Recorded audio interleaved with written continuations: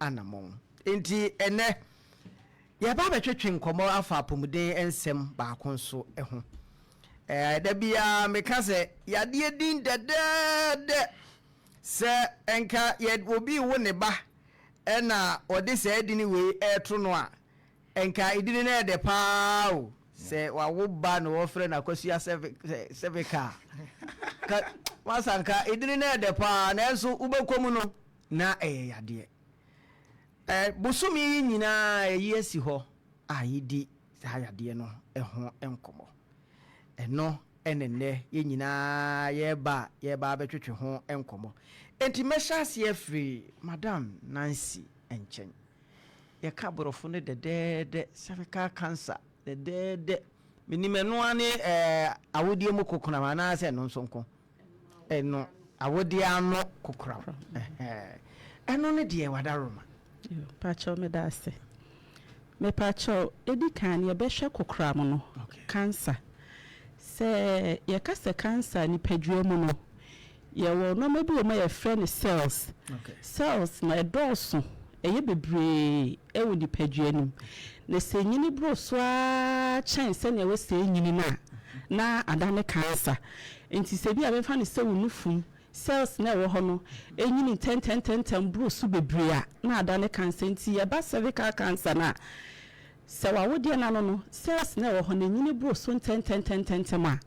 na che adane cancer wo wa wodi na no enti ye ka cervical cancer eye kokkrama eto ema ya wodi ano wow me ejo mesro video pictures am send ma wo no hwe na efa bi to so mai na madam emaye hu me ba chawo yenhwe atie formula Facebook na ehwe bia ya de atoso ya ja ko nrebe here LA primary school any JSS no the science teacher say we female reproductive organ enti ayi da so yi fa hene ne ye na obetimi a kire ye ewowe no mo me fa cho o se the ewase no ho no vagina no ewase okay ana the tosumi ni ye service nti service no ho no na ye ya wodie na no okay nti ye hu ade around bi na wo ho na ayese nkosua bi na wo ho na ha service na cancer ayede aye ho no mo no ti se e ka cervical cancer na ewowe service ni na cancer no aye anon patchane wow inti cells a ho no esesenka enyini a ekono na watena ho na akwakoye hawo na no na enyini bosu bebria okay ti said ya woka no wo widie mu ba bia cells ni benyina boro so a ankezo no na eho no na ba bia na ebeye no ne ye de nidini nti ya wo throat cancer ya wo breast cancer blood cancer crown so ewo ho no okay ya da doctor Maame nurse ase Maame mra Dr. Maame Serwaa dini no doso nti say one powerful na mdi braketu no asan aka ho se wo hwe eyinu mu a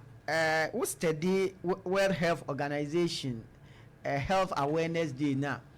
cervical cancer nko a se ewo so emprensa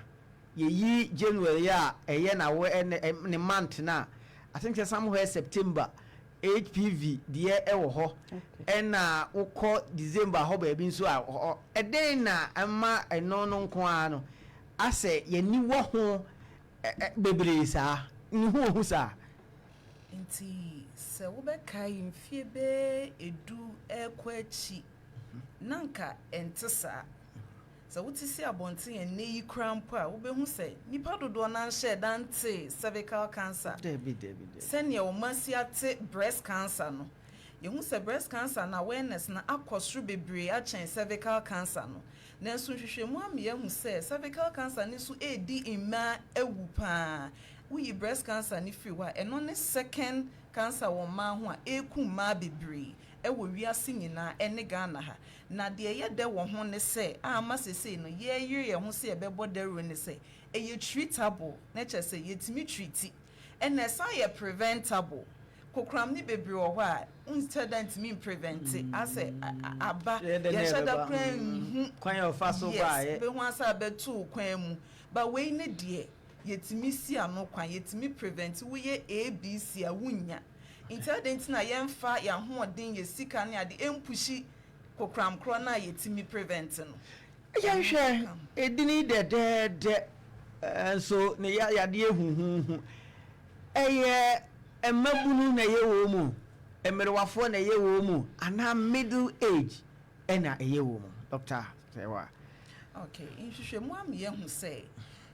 my wo reproductive age mu eko middle age na ta ye wo mu pa sexually active from 25 years all the way to 49 years and they high risk groups. However, no older people so etuminya. First na nanka yenim say older people pa na etuminya ba ene no hospitals bebrea the diagnosis woman who say middle age for no enya pa. Okay. Yes. I say no enkwade enya ye middle age na free 18 free will bear 25 30 on the air yes. Okay, my midwife ho ansana me ba ya be san ba doctor ho ne yakọ ya branch ho me ba cho ya de ya ye ken esai ebetimi afiri ma me ho akọ ne ba so ebetimi afa se me wo bi me ne no etena se eben a obetimi di assignment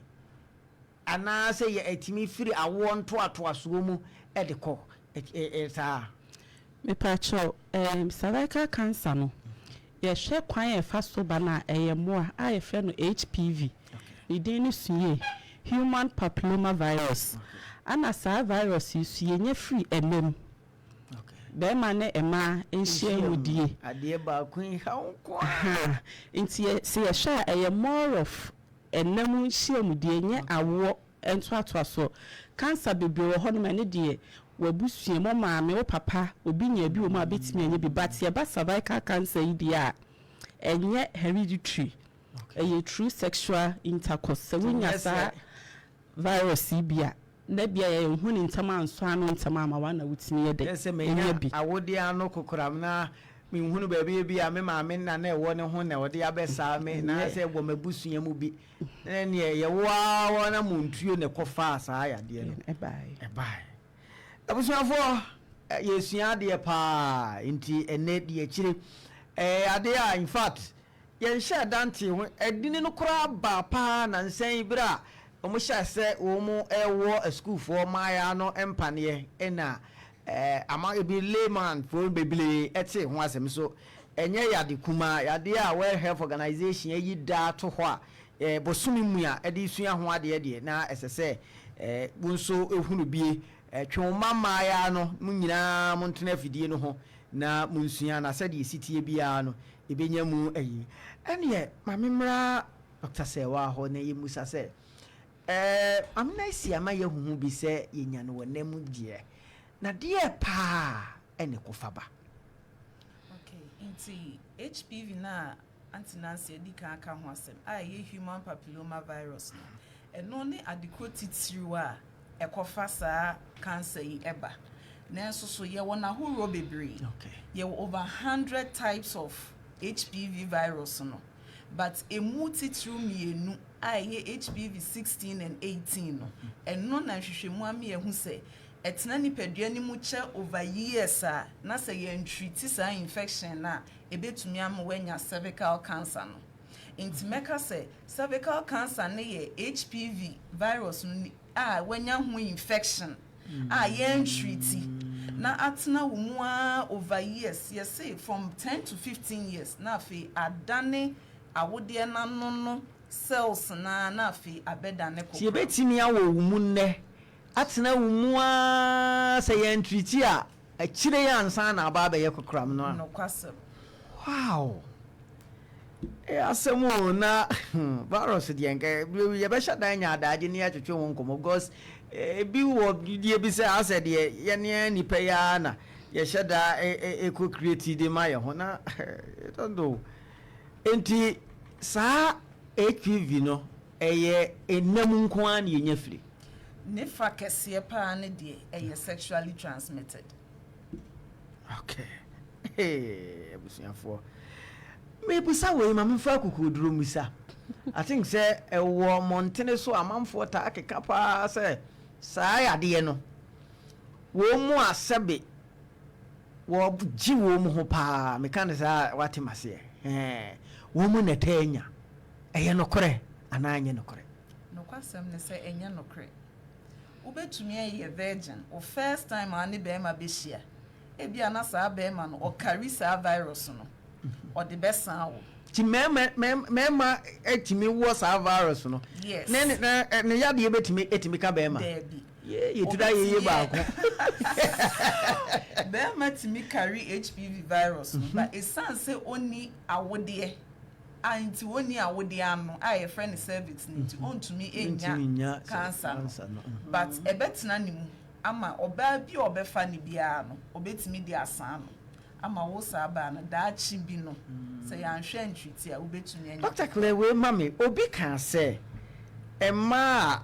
o mota ne mema dan tem at omo early stage no o mota enya eno ye no kra na enya no kra eye no kra ne tientia because on say akase eye enemu ena ye tai enya sa virus na ekofa cancer ne ban nti se wo start ene be medi nkita ho ntem a wa hwe se wadi be 9-10 years wa start fa be ma enu se won ware be 30 years wa fa me ma bebre woni we ko ya anye yi waja no akofa foforo nti wo dane da no nsa no ni nyina ubenya ba kumienu bi a wo carry HPV no ama odi asan wo nti wo be exposed for a long time and so many years na fi wakwa akunya sa wo ha enti ma me madwene mu na hu yie enye the number of sex a wo have no enu mum na de hawo bre awode no ma wanya sa cancer no na emum eye obi a wo sa ayade ni bi ena se wo de watna wotu asia witiri nye na be ma ba akopa akofa no wo sa ayade no a wo de amawo sa pepepe sa wow pepepe inti broni beka say it's not about your character, it's about exposure. And yes sir we ye me masem but we exposure to virus no inti say one time opekra na we exposed to the virus ye ntwiti adachi bia na kwa be so na me man so etimi eso asa ayade yi ni nyina ye nnamu asemi ya to no so timi ni so ubetimi enye be ma betimi enye afiri oba ho yes emo mebedi wo ho a enye yade eni effect bi amaye ne enhya azie nso ngopa ne yi kwa amai bi kra omutimi ewo emema ne nso bi but ye han so far the abane de ye de target emma no ye girl child no okay said there was ya ka say ye target ma no ne a girl child ni ntino ma memfa we mro ha na ma ba ma na isi ho ansa na makọ kumi ho HPV vaccine na say ye issue behua obi timi kosoa ne ba free school maybe the teachers for kra kokon say yes ye be wo mpa ne and concept be base ye may ye be pese before ye wo kra dodo e na ye be ye said ye be ya ankara ne ntimi ngododo HPV vaccine no ene de etiefo ene me pese ye tie bibi kakra HPV vaccine no ye pane bi a aba boy mama ne ho ban se na be ya obenya immunity ye ahobambo etia sa HPV virus no because enya dika ka se ye namu ne enya sa yare e na wo ye obayi de wuntumi nka se gise bia wo kọ romance sister ukodi romance sister na bibisa nya sa de den a wo ni be ma ebehia inti wo was a chance ne se ubetumi enya but ya wo sa pane ne dia ebebo wo ho ban ama se impo no obi de sanwa enkowie wo da chi se wo benya kokram no ya dia ye use no wa man bebe over 100 countries use America, UK, London, South Africa inkro bebre ya use a aboa wo mo WHO ye ewiase apomudin kubatan CDC omo nyina attest agia tum se eye safe ehudwo asembia anim Ghana Health Service ni Ministry of Health and so ayo mo so nhwehwemu ahu se asembia ni ho inti se ye de ma wo baba na ebo ne ho ban ebi mo keka se ebema odachi wontimi nwo enye nokre ana se ye de wa akra na ebema na ye memasem enye nokre ebi mo kra ka se ebema ni ontimi mu ne nsa eyi mepa mo cho ni nyina anya nokre de ebe ya ma wo bofra ne se ebebo ne ho ba ebe ma na ahobanbo a ne daachi mu no onkonya cervical cancer ibi se impo no HPV ni mpo okonya bi wo kwan mu a enkowie ne cancer afefo na yesua de pa mesrawo komo ya yedie wonso ebere pam no yebema kwan na wode wadwenkyere aba na mum sa bere obetimi ahwe Facebook na ehon komo bia wo ho bia sembisa bia wode aba na mame mfa nimusa mame doctor asemwe yeme busa ne se aden na yem preach molarity se ye memu ntena motusu na akwa abakwa akofa yade enka nkyere wo mumum se yebewo mo panie se ye kenya wo ne panie a me baba ya ka jo se ye wo panie a afi yade ya ehun enya wo bie mu dia ne se good to go yenkonko a entisa wo mu a wo sa school of thought no se osusu se enkese se ye preach morality eni enka doctor for wakọ na wakyerechire mu ama na hunu se ade no yade na ehun ti me enko ho na wakọ akofa dan say afi ye one panie cause I say me ba class 4 twe ne de awo no ya ka che ne say ya de bi woni be ma kohia ya mfa ngura wo mutirum instead of say you protect wo mo no de minu abema woni bibi che wo ka ene de wiase akoduru no ente say your time no ene de abofra 8 years kra no wonim no wonim what 20 kra na ene de social media ne computer abei niemu omuhu no ansa kra na wonko kanche no na edi kan indicate no inti ye bossa eho no abstinence no ehu de rodie but spania ni so hia because ya can say esan say ye namu no na enye say ye mpre wasem dodo nti na ekofa ban se nipa ne bon ne ho ban ya na wotena ne to so a ye virgin akosi 25 years na be ma bes sre na ware na be ma na okofa no no o Caribbean oni ni hia wo de besan no ebeye yansu unhu sa inti ene pa no twa no je wo panie na that na emo ho ban at the same time no near because enye panie we no and protect you against HIV any other sexual infection HPV ne nko a inti still na wo se won ho so ya na wonru ho na wo hye wo ho so because area horo bi nso so ewo ho ka saa we ne ho yedase I think say adisua na kontie emaya no so we feel say ya wo panie na se wadamfu bi ka je say panie ya ye wo we woni be ma da wonyem woni be ma da syphilis gonorrhea ne ho ahwan no wonya bi woni be ma da esi wonya bi a woboa yade ba ko pe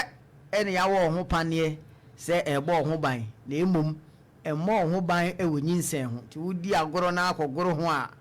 ene wan kasa maame ne bu ne be wo se kana ma kaka odine widie ne tua kana ma wi na wa behu ne ye aba abo no kaw okokofa ba na wa wo de asem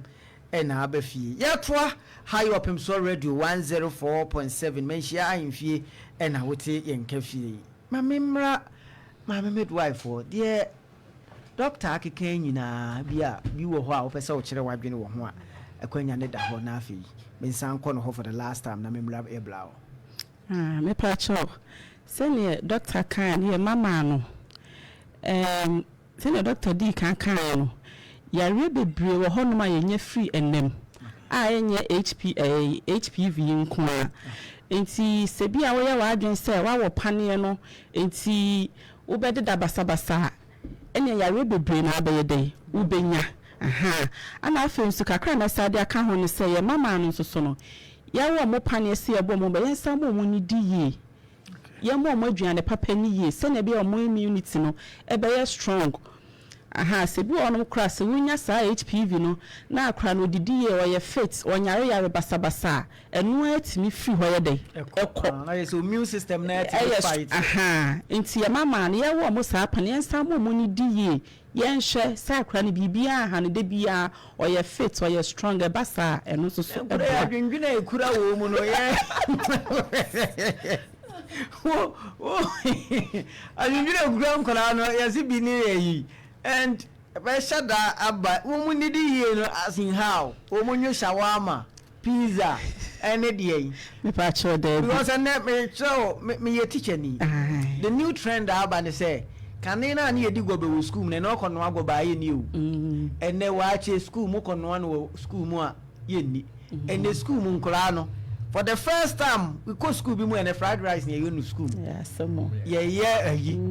enti eno ni aduane a ene ase aba akwada ni di ye no de ene woni na abo na immune system me pa cho se de nyina ye ni mu no ye wonuane ku a de bia se wudi a eboa nipadua no a enye nkwala nko ye wo carbohydrates and wudi a eye ye wo fruits vegetables eno na time bia wo se edoso e wo nkwala nuanu fried rice ya wo kan si e ko sku ne e hwe nkrai aduane pa e fe ne fried rice so sku mo hono ma so ni fried rice wa senka vegetables ni ade bebre ye dey ewom nti e ma ne hwe se o munni fruits bebre vegetables bebre enko mo aduane ne ye nti pizza shawarma indomie no ye nti so se indomie kra ye fa vegetables nye dey enkom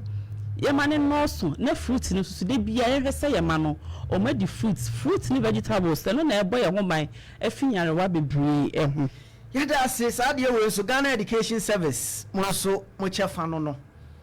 kai hunu se ebra na wo ko school no nya se aduane we ena na ye no awo school mu ma wudi ne ba ne se ne de wo ye education officer na aboko school mu no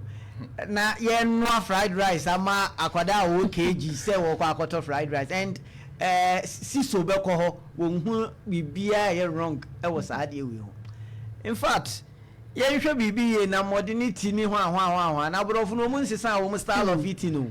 ye no mu de abere ye na ye chese nne no we ni indomie ni bia wani nti because say will be birthday ni life nyina na we need pizza da eno ni aduane na ni abere wo pe wo ye koto pizza ne ma na pizza ne ni we ndimi ani chese ne nam fofo aka na chese wo ya ba ya wo ni pizza da ne de na chese ne ni nti no ye koto ma na se ubi a wono wadi akwele ne da wada wa na train wenti abusuafo ye mano ko school a PTA for yesremo mo nhyada nko mo school mu a mo ma no ekọ no na mo musa wo maduane be ne no a ho mo ntiem na kane no a na anti tinkafa no tinkafa wo ho no eno ne ade a ye die ebo ye ho ban ne kwankwan eno bie ya adwunum na nne ono na fried rice mu e expensive food na ye ya ma keji ni ede ye ne ede bekum ne ede anti magi ya wo no frem na e kopai Doctor, you must say, a quite bear soon you bet me a test, say, Ubi, HPV, or cancer, be, and I say, Unibi. A quite bear soon you bet me a test, and how effective is the test? It's your test, a whole baby. Is screening, a friend screening for cervical cancer and a HPV viral infection.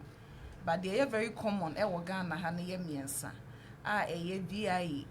Visual inspection with acetic acid no so oba ayaresa bia dodo na especially there a war form kakra na ne bonye dinti no ne ye readily available vinegar na ye use ofie na bi na oba na ya pepa na wode na no ye de bibi e friend speculum ahye ho ne ye de apepa no so ye yesa na ma me medo ai behwe sensa cha ye bi aba ho a na twen adwan sibibu se ebia na infection ni bi wo ho inti quickly na ye treat you ye wo bi nso a ye friend pap smear eno ye di bibi a ye te se brush ebe brush awode na no ya wode na no so oba bia wo koto na wo horo wase a na de won sa wura wase ho kosro kakra a ye te se wo hwene po but umia kakra so hu se tokro bi da ho nom sa na ni efili ho ne ye de brush ni ewura epepa ano no ne de akofa fidiem wo ye mamu ha no within 2 to 3 weeks ubenya wo results as abnormal cells bi wo ho a ebetimi aka kire ye oba ku bi ekonanim kakra ye friend no HPV DNA testing eno nso so ekonanim in the sense say ye di kan aka say HPV virus ye wona akuakuo bebre mienu ye 16 and 18 no na kofa kokram ne ba inti DNA testing nso timi mi ehu say eye high risk de ni bi na wanya ana eye low risk de na eno na shedan ha adwin because we betumi anya HPV no ba bia na eye de enko si shedan ni ahodin bia inti eno so betumi am yehu na say ye bia intempa no ye treat you ti sa miensa we na no de ukọ district hospital ana G ana say regional hospital bia eye readily available ne bo no ewo form kakra via ye ne kra de ye be say 20 cedis o se bibisa na perhaps me no ne be wo be fan say 3.5 to be 4.5 inti wo work in na wo requesting kwa say wo be hwehwe wa wo de ano a ye betumi aya amount. Okay. I'm a midwife. My Musa said the doctor dear Femu Queen Faso. And me inti womo ankasa yi womo yemo ba. Say you better test it. And what is the rate? You Ghana ha a form and now a form was so is it any cause for alarm? Me pacho a form pa ye baby or your hona. They be a education. It's me really film ni ade. Na before na seba ya se hono na se nipa ne nyare a ana nya wo no okwo pa se obeda ho pa se doctor na se midwife bi hwe na se ne de on penalty ama so bi beba so ba be no den omontan ewo form kra ewo form nti egusu ade bia ye bo ho daru ka se mama yem na because wase ho na se bia on pese e be hwe ne se wo yare a wa na afi ba mi ayede ahwe eno so be boka ebe se wada agye utanye kura wo bewu enti se obi ba be hwe ne de mi aba me ne de wo fom kura October ni ye nufu de se nufu de no kan ne de obi aba entente o mo ba begu wo bebre wo le bo life nufu wo ne na emom se ba ase ho ne dia I mean, imagine it say washa the public screening. Ediama we are obani nim so obeda ho. Emma wa hwe na se ne de aye. Wanra unya obi ama ne ma o. Ya sabu. Mama. Timpre dodo na ya na de bata breast screening no ho. So kan sa de a ubenya dodo na aba. Na say ya se ne nko ade ya na ede. Ebi mo ba de. Ebi mo ba ma akoma bi. Kon nanim sa tin eguso aye border rule. Is there a red flag? Say yade yi say de ka say nufuo mo kokoram itimi kum nipa simple no. Sa awodi ano kokoram nso itimi kum nipa sa. Wow. One say nufuo mo kokoram no. Eno na esisi ho. De bia wo hwa ahwehwe mu hu. Ensakraye bi ba wo hu enne kra de roi ko nanim ti amankrofo aya awe. Ni nifu ni mu ye ne ya obeba hospital. Emu ye ni du a ebro na adwen ne ntia so a obeba hospital be san say service no baby e hye no umfa wani enhu ne nti ena yare no so it take so many years ansa na adane ho adi ne nti bibi koso a wunhu enu se wo bete ya wo wase ana moja beba ne ade na yare no edidi mu akonanim okay nti eyade a e ha adwen pa but ye best man say se unya san nimdie say cervical cancer ahase no unte hwe eye asymptomatic and as brain beka say unhye den hu signs bia at the beginning no se bia wanya gunu a ekeka wo ne yiri we ne nte sa enu se oni be mehia wote ya wa ya ase ye wo ya ana wo hu moja ebi wo wase a enye wo menses ana in between wo menses starting hu sa signs no na yare no it has kicked in and I say a free asianisa but we obi a water screening 3 years bia na 5 years bia uko screening na e san say baby e hye no ye nhu ni nti se uko screening na ye ba wase ho no ne ye hwe a bibi hye ase a ye behu ya da se mame nko ehwe ye ba ma no nko mo yi ma nko mo da bi ho baby a me do abehye de ye mame no mo akan nyina no ebi wo ho a wo pese wo kira adwen wo mu a enye na memra wa nkasa wo sai me de so free am dege me ko inside no hwe ye fa 2022 we shall say free on globally cervical cancer ya can ebi mo mfa serious but fourth most common cancer in women and na common a toss of 4 we are seeing in cancers no and a toss of 4 now 2022 660,000 new cases estimated globally. Wow. 660,000 estimated. It could be more than that. It could be less than that. Near 660,000 now. That same year, no, about 94% of 350,000 deaths caused by cervical cancer. Wow. Yeah. And say, we should take it serious. I also man who many brave. There be a mechanics which the youth say, and then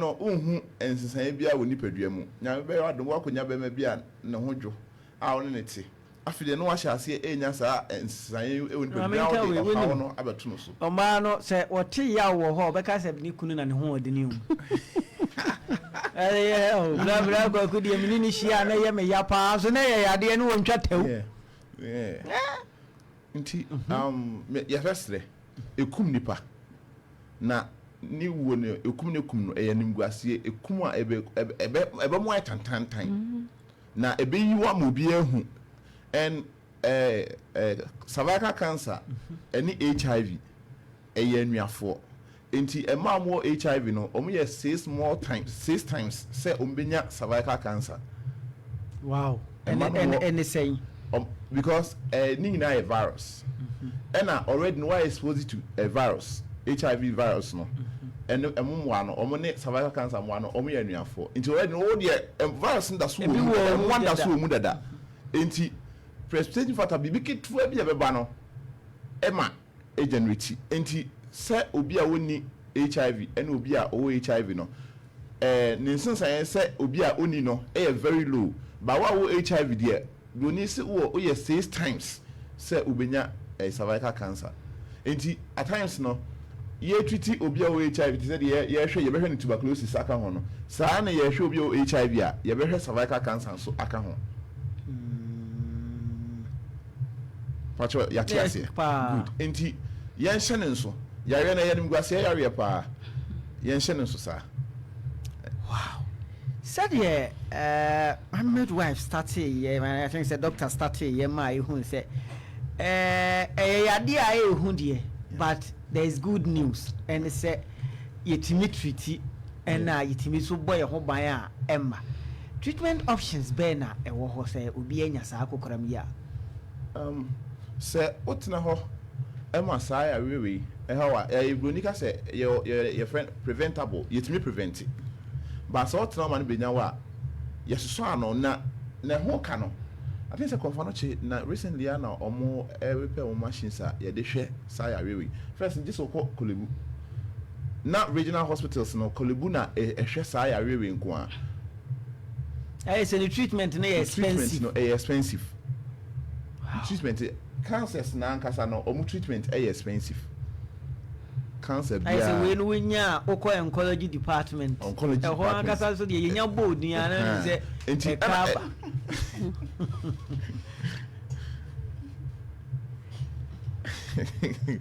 I don't know. Jimmy said, I'm not afraid me I can't say because I said we no like me nya to wase ehwemu na yare no say onye otroma ne ya wo wia ne kuno edin ne be so ano a kosise nyame be dey e be to ne nsa afrew. Wow. It would a research away ye no fire fam na sunya say ye hunahuna wo a wontie ye hunahuna ya ade a wobetimi abo ho ban afiri ho kra begidi say ye be wuram kwan ye be fa so abo ye ho ban no doctor name and midwife ne nua ketwa de ye be fam na mom ye hunu se de city ya pa se wutu kwan na akọ ba bi na hu se kuro na wo kọ na mu ohu a obehunu kwan ye se wo fa so nante wo eti de wo ye research a wo hu ye bia no for ye fam. Okay. Maame Serwaa free ne sensaye no so de na doctor Eddie Nkaka say asymptomatic early stages no ohun signs no enti me fan say early age 20 25 30 years ohun sensaye no but if 30 years upward no after no asha see ehun sensaye no and na doctor ka say onne be manya na mu hia na eyo ya Philippines o ti yawo after nso so yawo na chi no obewie no won say emoja efiri wase honom eba ti men ko ka se wo be ma no na ne ho ya de no so seno e na ebia kopra o da bi bema no eyi ne nso se bepra ama moja cause free titi ho ni nyina na ntesa chire na ba na afi nso ye free be perfect pain ye hanom say ne sisi honom ye waste no ema no omuti pains pa honom enya ne menstrual enya ne menses na aba ebi also a ne menses no ebeba ye honom sa ye ho sa asebu on man menses beba o ti pains ba we no eya na obeti no ano odin pa yi ano odin pa yi na yes akọ bleeding na akasa na enka ye nu so ba de obu ni nsa no nduru menopause odu tama ne nsa bo ni na ato atwa na omblidi moja ntumbi nanso se cervical cancer we ebi ba so na udu sa stage na udu no chronic stage a wo sha se moja efiri wase ba se wo twa bra black cra no moja e sha se efiri honum eba wow etimi kai se me ye me service ma me bia no anya 90 years omo ba ye no yes diagnosis no as wanya cervical cancer na ye kan se de be se twiti a kire omo no na ne marka so we de wanyina wie ti no wanyina wie because e kana omo bo na ti ye fa no man ko oh yes Jesus me na to bia on me dem ka cho se me ye fair to the system adibo wono ma ye betimi ahwe amana ko na e de asomdwe ba na emfa ka na emeto obusua no so a we have to take good care of it but bi wono ma na wanya 90 years afini yes ado be ko hospital da bia na some peaceful management ye be manage wo fie oh na no aso for monti ase bi wa so ton japade ni ade on say yare wono ma wanyini twero no kra se di papa na ja enchirima japade wanyini wie no me fa say obewu no na odina japade nyina wa ton de ahwe no ho yare fa hwe me na me na mpa ye wom eye na otena ho amasa ho ha we ne ba na akoya asem afin so osubeti entam ka say eye ngwase yare I say HIV what na ma HIV na dose no osuti no ye fia manini mehu bebrebe osuti ye tantantan o won ma wanum nyode na sansensan ye kan nyina no obo ka say enya me sumo fie kra me won ma me soti me Philippines me ne be mada me so ye yare no won ma ene sansensan we ebo abura ese okay entinya say emfa shotin say me hu side we o hu entinya me so manya bi da bi na mum until say ya prove say na ya diagnose say when ya cervical cancer sana yatimi edwafa enuro so na bia no say the doctor kasa no ya webu wonu ma unko hu say wo so a wasomdwo unya hu say wo so adwendwene kura tim ma so eno so ntina bebre so nkonkwa party ye me ka say last 3 weeks na was say HIV screening ema yenkofo nipa ba ko de bae on pedede ade esifie o free nipa ba ko de bae dia ka si honom test kits ni na egu honom nipa no eni onya hu ye no na somdwo no onko pair yibi dabi onya hu pe